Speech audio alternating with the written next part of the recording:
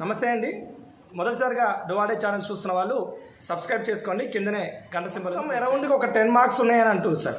So Konkan railway లాంటిది date తప్పుండడం, అదేవిధంగా విద్యార్థి మహాగర్జన, విద్యార్థి గర్జన, శ్రీకృష్ణ కమిటీకి సంబంధించి టోటల్గా ఆన్సర్ లేకపోవడం, అండ్ మ్యాథ్స్లో దీర్ఘచతురస్రం సంబంధించినటువంటి ఒక ప్రశ్న, సో అదేవిధంగా మరికొన్ని ప్రశ్నలు. అయితే ప్రధానంగా ఈ వీడియోలో చెప్పేటటువంటి విషయం ఏంటంటే, టీఎస్ఎల్పిఆర్బి ఆల్రెడీ మేము ఏ ఎన్సీఆర్టో లేకపోతే ఏ అకాడమీ పుస్తకాలను ప్రామాణికం కాదు, మేము ప్రామాణికంగా తీసుకుంటామని చెప్తున్నటువంటి విషయం, ప్రధానమైనటువంటి విషయం. వాళ్ళు నిపుణుల కమిటీ ఏం చెప్తే అది తీసుకుంటామని గతంలో కూడా చాలా సందర్భాల్లో చెప్పడం జరిగింది.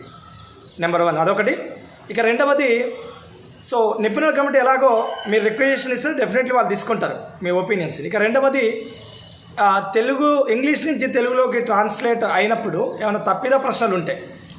గతంలో ఎప్పుడు కూడా కన్సిడర్ చేయలేదా అంటే, ఏపీపీఎస్సీ లాస్ట్ టైం ఒకసారి కన్సిడర్ చేసింది 2008లో. 8Jలో దాదాపు 25 ప్రశ్నలు తెలుగుకి ఇంగ్లీష్కు ఉన్నప్పుడు హైకోర్టు ఖచ్చితంగా చేయాలని చెప్పింది.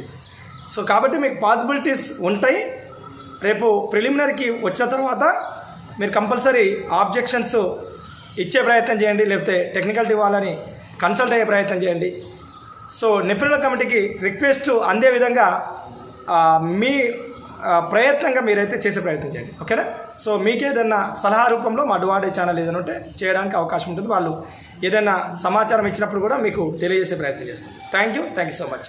ఇంకా మీరు డువాడే ఛానల్ సబ్స్క్రైబ్ చేసుకోకపోతే సబ్స్క్రైబ్ చేసుకోండి. జై హింద్.